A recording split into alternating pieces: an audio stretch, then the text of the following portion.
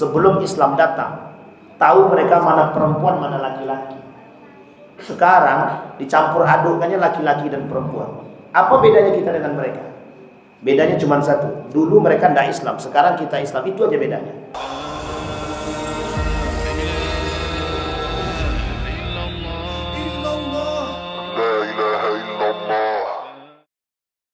Gaya berpikir sekarang ini lebih tinggi daripada orang-orang jahiliyah dahulu.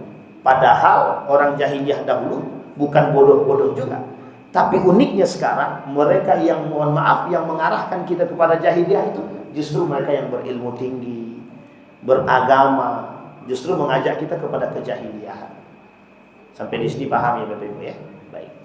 Yang kedua, setelah zonal jahiliyah, yang kedua itu disampaikan oleh Allah dalam Al-Quran itu hukmul jahiliyah, hukum-hukum jahiliyah. Berbicara tentang hukum jahiliyah pada masanya, itu dah jelas Pak. Orang jahiliyah dulu, Islam belum datang, mereka kembalikan hukum kepada nenek moyang, adat istiadat. Jadi semua itu tergantung persoalan adat istiadat. Misal ada yang nikah, kembalikan pada nikah adat, kembalikan kepada tokoh-tokoh saat itu.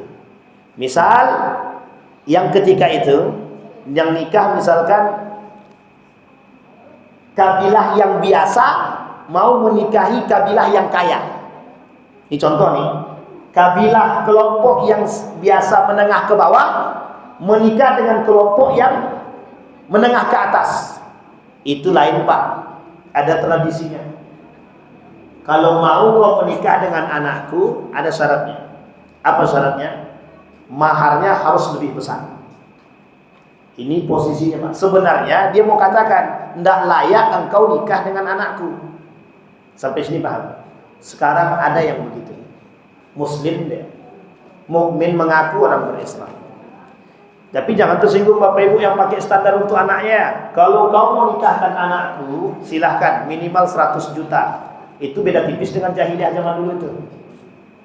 Sampai sini paham ya? Tapi kan kata Nabi, pokoknya mahar terbaik Ustaz. Itu mahar atau bukan? Itu hantaran, bukan mahar. Nah, ada yang mengatakan hantaran itu bisa masuk dalam mahar, ya terserah. Tidak ada masalah, tergantung cara pandang.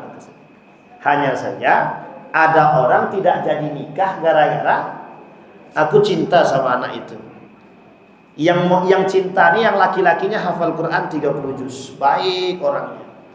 Tapi sayang, bapaknya nolak karena minta maharnya 100 juta. Sementara yang ini tadi maunya aku nikah dengan mahar hafalan Quran.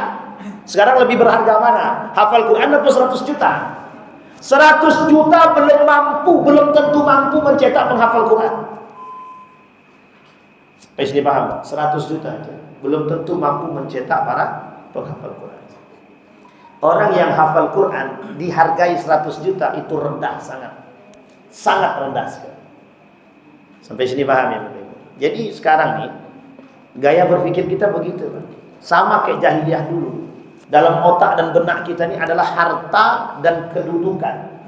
Kalau yang datang tuh mohon maaf, yang datang tuh anak orang kaya, tidak perlu banyak tingkah. Kalau perlu sekarang akad nikahnya. Tapi coba yang datang orang biasa-biasa saja. Banyak betul.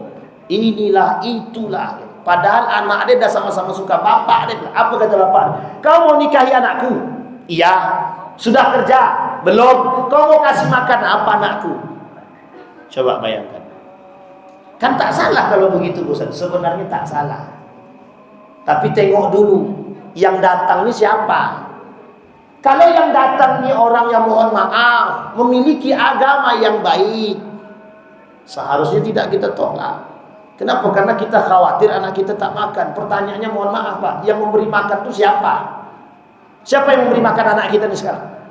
Bapak Ibu yakin kalau anak-anak kita ini punya rezeki tersendiri? Yakin? Betul. Coba tinggalkan dia. Tinggalkan dia. Kalau memang yakin, ya Allah aku tinggalkan anakku ini, insya Allah ada yang kasih makan. Kalau Bapak Ibu tidak yakin jangan tinggalkan. Tapi kalau yakin tinggalkan. Kenapa saya dicoba Pak? Untuk menguji tingkat keimanan kita. Kita ini sebenarnya yakin apa tidak sama Allah? Saya yakin dalam diri kita hampir 80% kita mengatakan khawatir. Kenapa kita khawatir?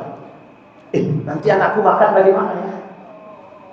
Coba, kita tidak punya uang, kita khawatir. Tapi kalau kita yakin itu urusan Allah, selesai harusnya kan? Harusnya.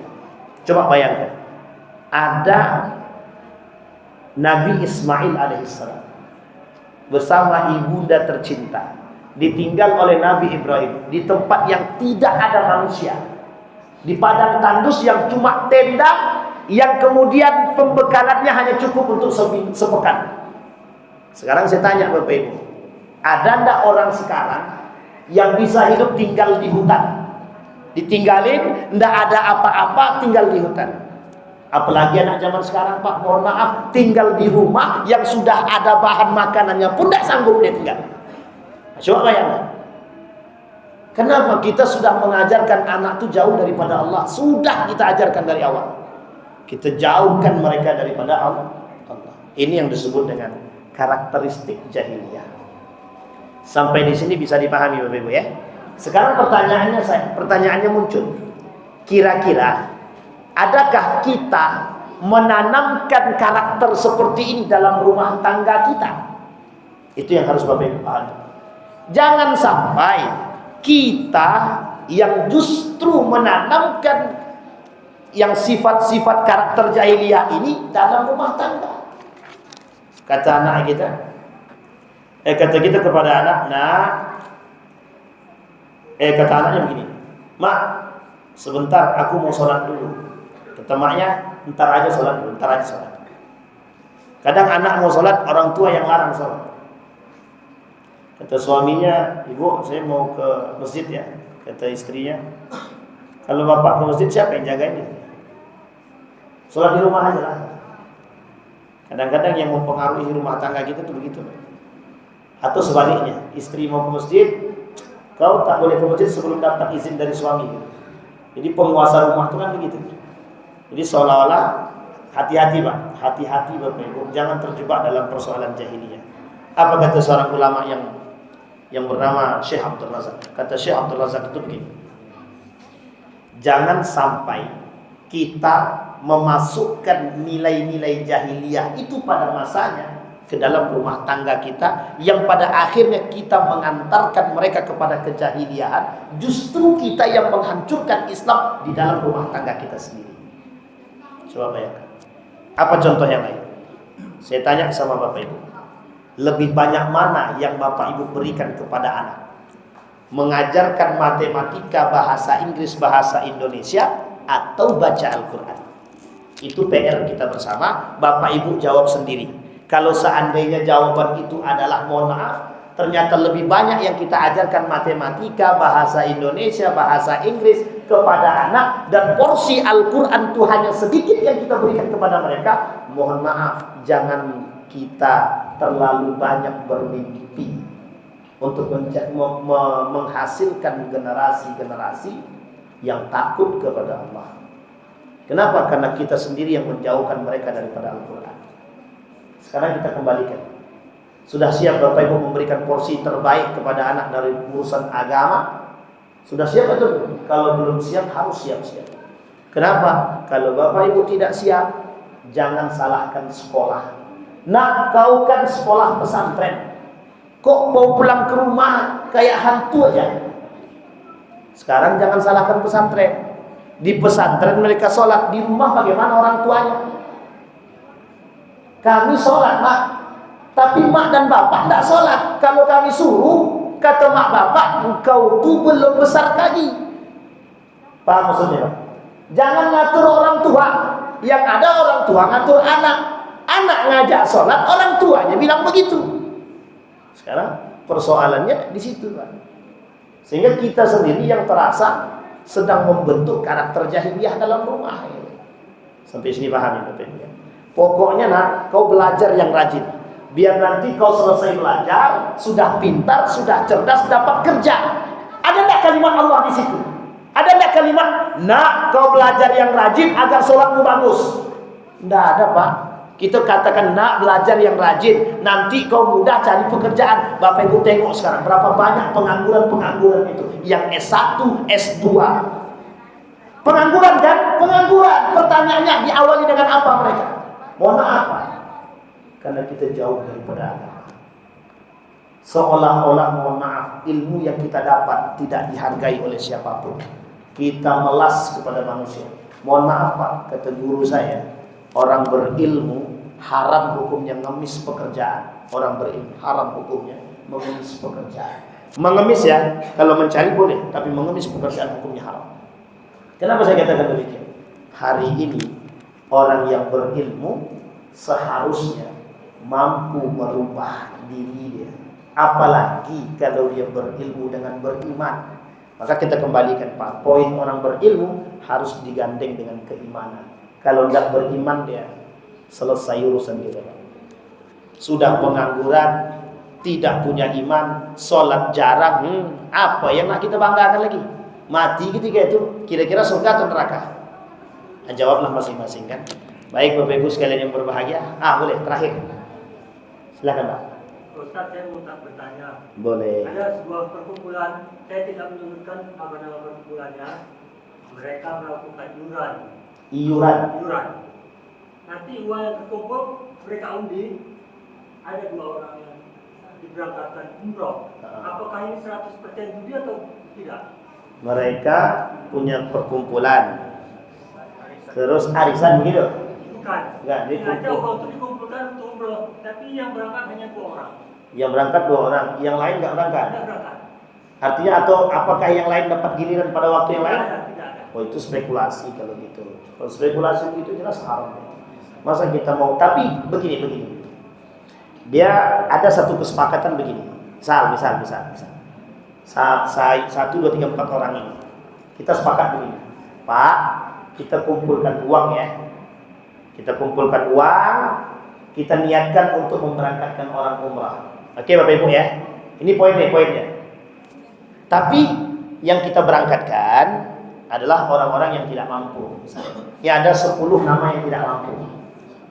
Dari 10 yang tidak mampu ini, 4 orang ini hanya mampu mengumrahkan 2 orang.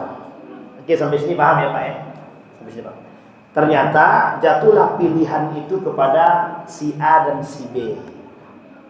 Dan disepakati oleh para donatur-donatur ini untuk memberangkatkan. Ini bahasanya bukan judi. Ini disebut dengan donasi. Mungkin tidak yang 10 orang itu bisa berangkat ke depan hari? Mungkin, selagi mereka masih hidup dan masih punya program yang sama, insya Allah dengan hasil tersebut bisa berangkat lagi. 1. Kalau seperti ini yang dia lakukan, ini hanya sikapnya ta'awun, membantu. Tapi kalau ada perkumpulan, yuk kita semua kumpulkan uang. Nanti siapa di antara kita yang akan berangkat umrah? Kita undi. Ini judi, haram, hukumnya haram. Kenapa? Spekulasinya jelas. Kami mempertaruhkan duit, jadi kita menggunakan duit orang untuk umrah tanpa ada keikhlasan di situ. Kita ambil contoh sederhana begini. Bapak Ibu semua ikut lomba. Nih kita ambil contoh lomba MTQ. Ini kalau seperti ini, kalau. Mudah-mudahan tidak seperti itu. Kita ambil aja ada lomba qiraatul Quran. Ini baca Quran lomba. Peserta pertama sampai ke 7 bayar 700.000 masing-masing. Dijumlahkan 700.000 kali 10, 7 juta. 7 juta ini dijadikan hadiah untuk orang yang menang. Hukumnya haram judi. Sekalipun qiraatul Quran. Sampai sini paham? Mereka bertaruh di situ.